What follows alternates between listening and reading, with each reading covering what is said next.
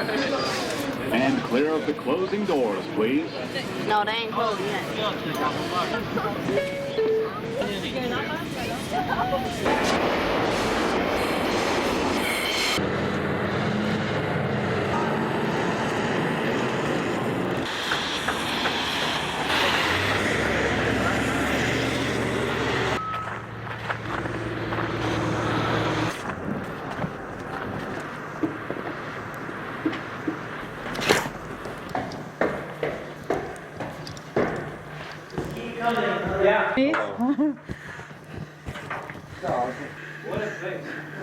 Show our little film set. Yes. I think schools, as we've allowed them to become institutional, are the major stabilizing force in countries like yours and mine, in which they are a prominent part of daily life. They're a major stabilizing force, but we have to question whether some of the aspects of our societies are worth stabilizing. The sharp social class distinctions, the sharp economic distinctions, in my own philosophy, aren't worthy of stabilizing, and yet schools do that. Schools also stabilize the world as we're familiar with it, rather than drawing out the very best in everybody, which would give us a civil society that's unpredictable. What would happen? Schools train people to fit into the existing civil society. Think of the civil society in Sweden in the 16th century, or the 13th century, or the 11th, when you practiced human sacrifice. And if those societies had been stabilized, it certainly would have been a much different Sweden than you live in today. There was enough room to slowly and incrementally, step by step, alter the destiny of a society. But when mass institutional schooling came along, it drew all the children out of the community, and it fixed largely, not totally of course, but largely it fixed the way the kids would see values, the way they would see one another. And by the time you release them, although Sweden, if I understand correctly, is probably a good deal better about this than the United States, by the time kids are released from the schooling experience, they're so bent to habit patterns and attitudes that very few of them deviate for the rest of their lives.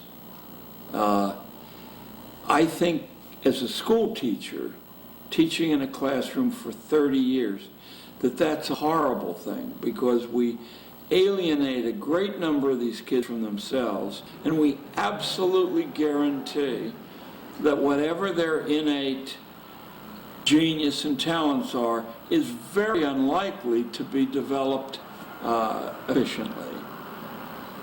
Because our principal agenda is to have a certain battery of facts and attitudes memorized so deeply, that's what testing is about, memorized so deeply that we can predict the future.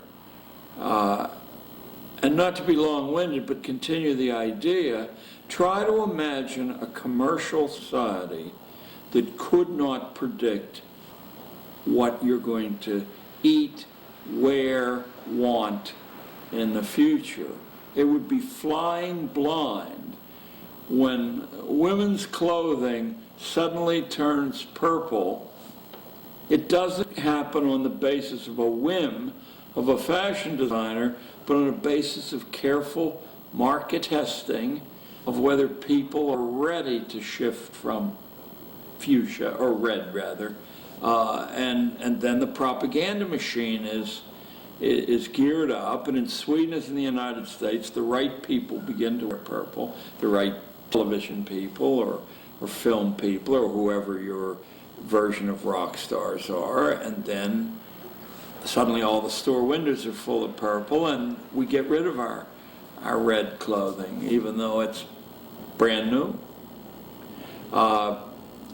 Schools create an attitude that I'm sure is perceived by everybody, but what isn't perceived, I think, as universally is it's a negative attitude that's absolutely essential for a commercial community to flourish in, and that is an attitude of low-level dissatisfaction, so that nothing you acquire, an automobile, a suit, a dress, nothing you acquire satisfies for very long. You discard it or put it in the back of the closet long before its use is over. And in fact, if you have machinery that runs around the clock and is only efficient if it can be run on multiple shifts, you have to have a population that's easily bored, that does not reflect or contemplate, that doesn't discipline themselves about their appetites. As your audience can see, I don't discipline myself about my appetites because I'm a good American there.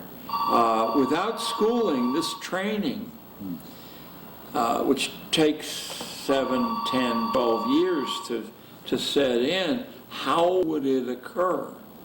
It would occur indifferently and in a much weaker form than it does now. School is a habit training mechanism. Schooling is a form of adoption. You give your kid away at his most, or his or her most plastic years, to a group of strangers. You accept a promise, sometimes stated and more often implied, that the state, to its agents, knows better how to raise your children and educate them than you, your neighbors, your grandparents, your local traditions do. And that your kid will be better off so adopted. By the time the child returns to the family or has the option of doing that, very few want to. Their parents are some form of friendly stranger too, and why not? In the key hours of growing up, strangers have reared the kid. Now let's look at the strangers, of which you were one and I was one. Regardless of our good feeling toward children, regardless of our individual talents or intelligence, we have so little time each day with each of these kids, we can't possibly know enough vital information about that particular kid to tailor a set of exercises to that kid. Oh, some of us, will try more than others, but there simply isn't any time to do it to a significant degree. So what we do is accept, and of course if we don't accept this, we're fired or harassed. We accept a state's prescription that's written in manuals. You do this first, and this second, and this third, and here you have a little latitude to talk to the kids. And the way the state checks on whether you've followed that diet is there's standardized tests given at intervals. If your kids do badly, it does not mean that they're bad readers or anything else. It means that they haven't been obedient to the drills the state set down, and they're marked for further treatment later on, or they're marked to be excluded from responsible jobs. Perhaps some ways by being excluded from the colleges that lead to responsible jobs, in other ways from the licenses that lead to responsible jobs.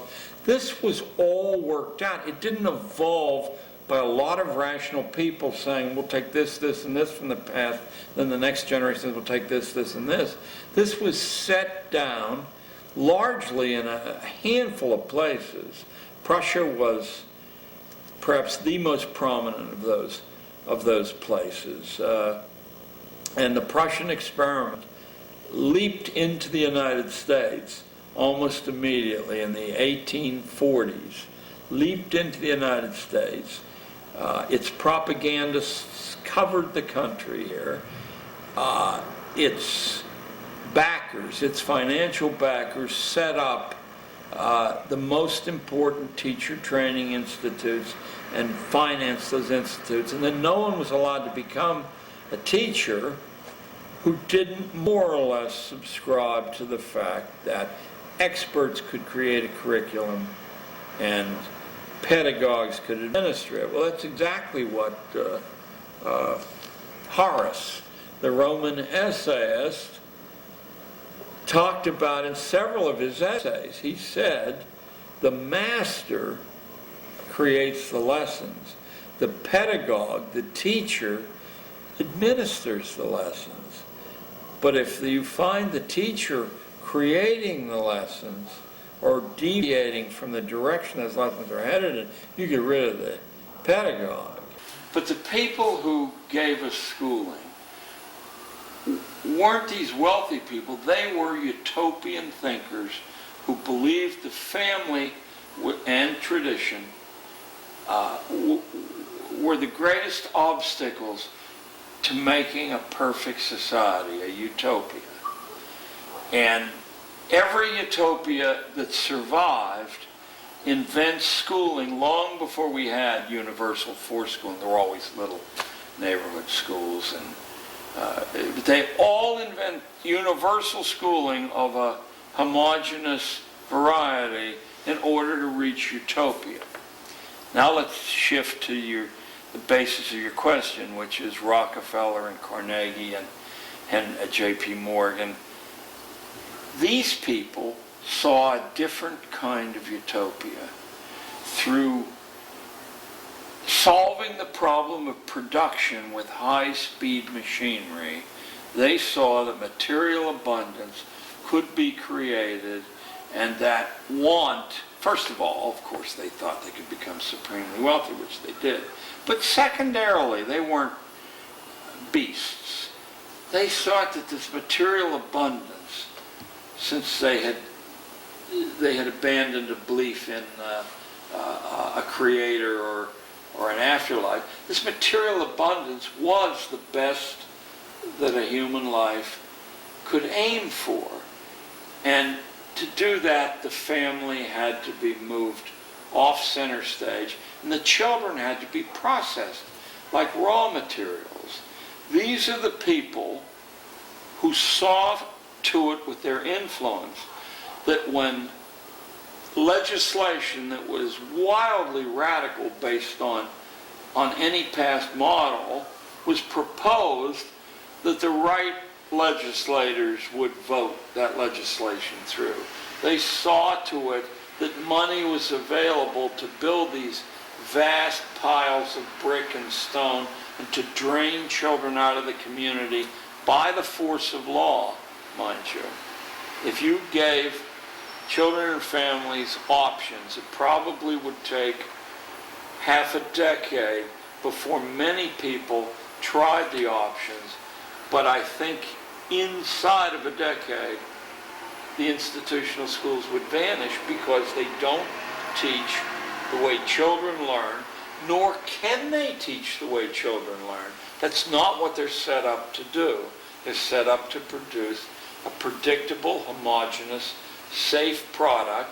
They're set up to sort people into occupational categories, roughly consonant with what the current economy demands. Your theorists, through history, were the first to reflect on the best, most efficient ways to manage populations. And your theorists worked out state institutions very early on. I'll give you one example that caused the socialization of populations and the stratification of populations to take place, I won't say indelibly, but certainly to an extreme degree, very early on in the 17th and by the middle of the 18th century, the stratifications across Europe were perfect, and there was no way really to escape unless you were a highly unusual person and you could see through a lot of the constraints on us, a lot of the strings that hold us like puppets are really inventions of our own mind. I'm not saying that there aren't armies and police and various ways to punish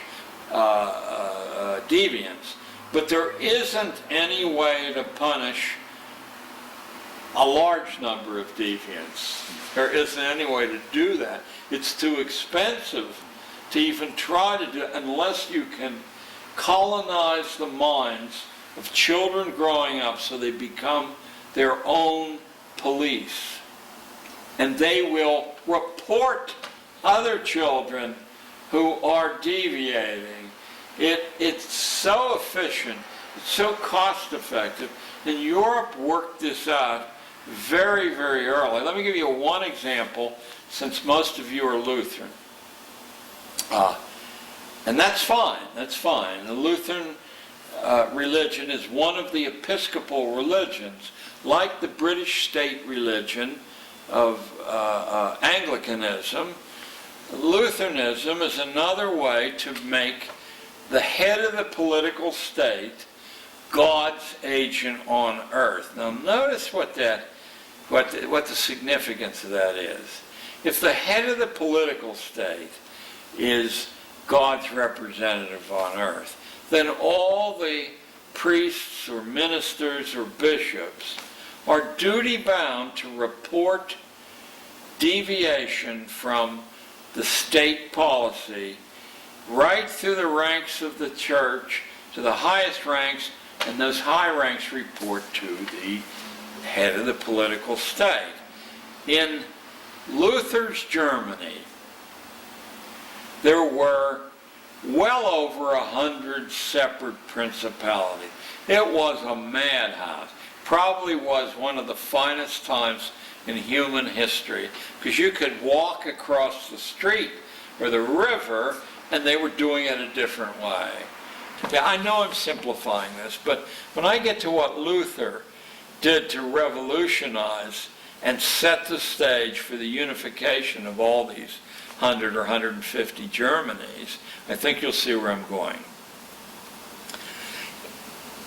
Luther approached key princes, and he said, since he was a rebel against the Catholic Church and had been a Catholic priest, he said the key to the Catholic Church's penetration of the minds and lives of families all over Europe and the Russias is this, that the parish priest has the ability to use some of the church funds for charity, so that if these families aren't going to have a Christmas dinner, it's supplied by the church. And if this bright little kid should get training in watchmaking and he can't afford an apprenticeship, then the parish priest living close to his congregation can do this.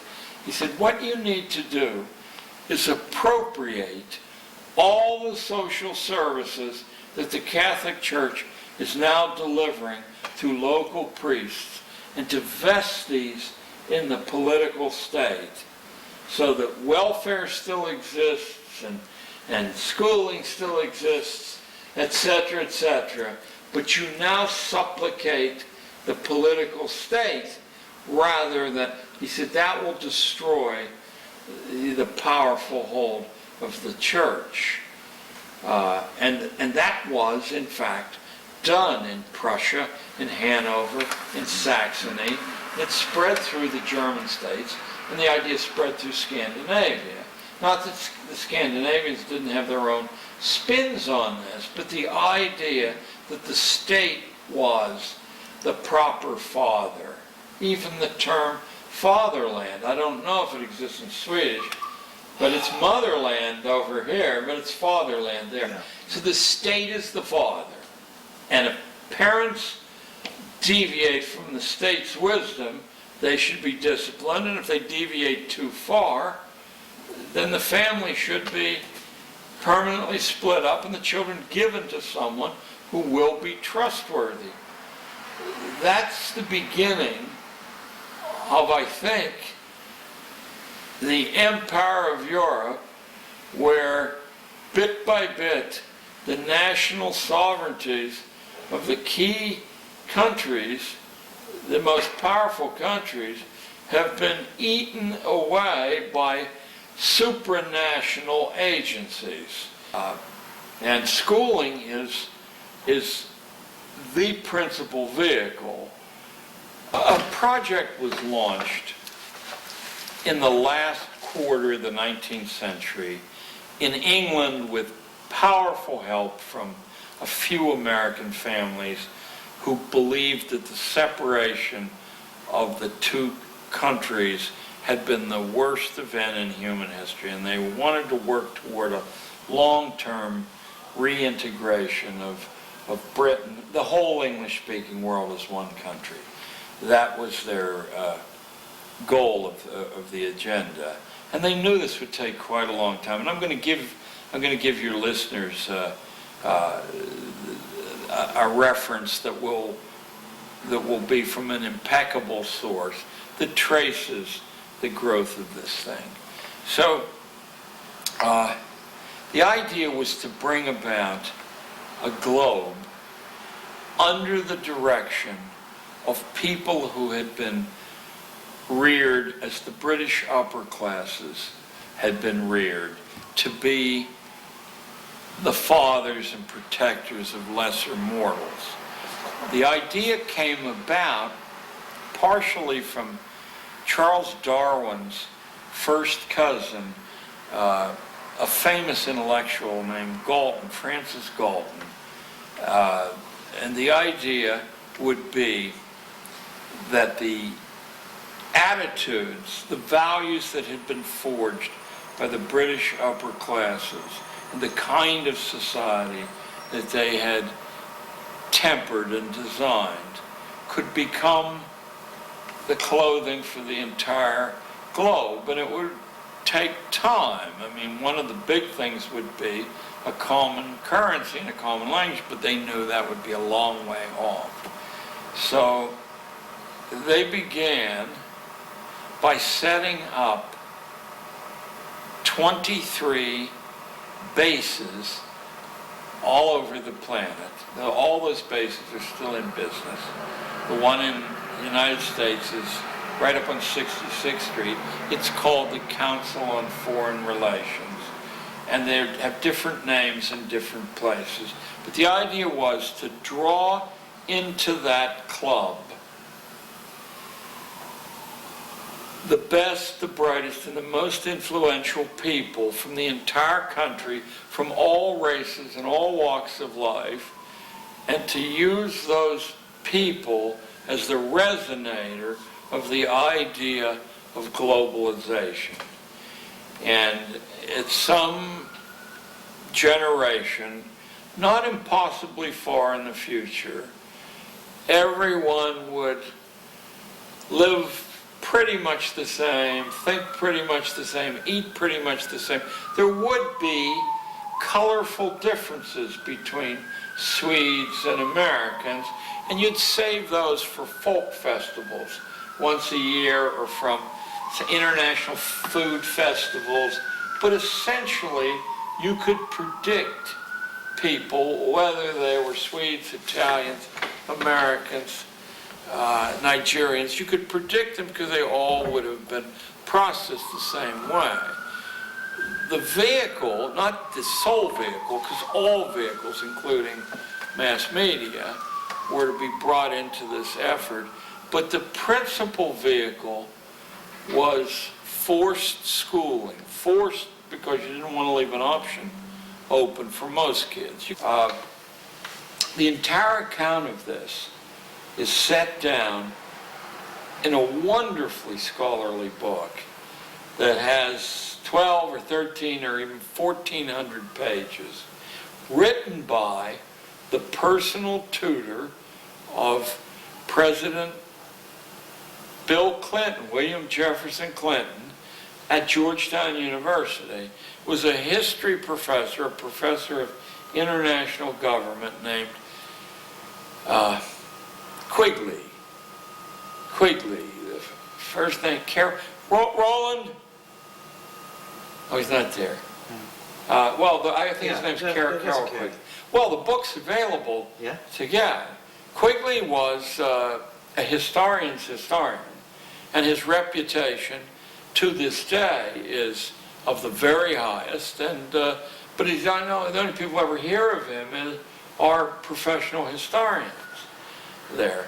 Quigley wrote a book called Tragedy and Hope, A History of the World in Our Time. If you get a copy of this book, you're in the hands of a scholar, and you've got 1,300 pages ahead of you of small print, dense pages, but I guarantee you will never be the same when you emerge on the other side. So rather than think of this as a way to oppress the poor, think of it this way.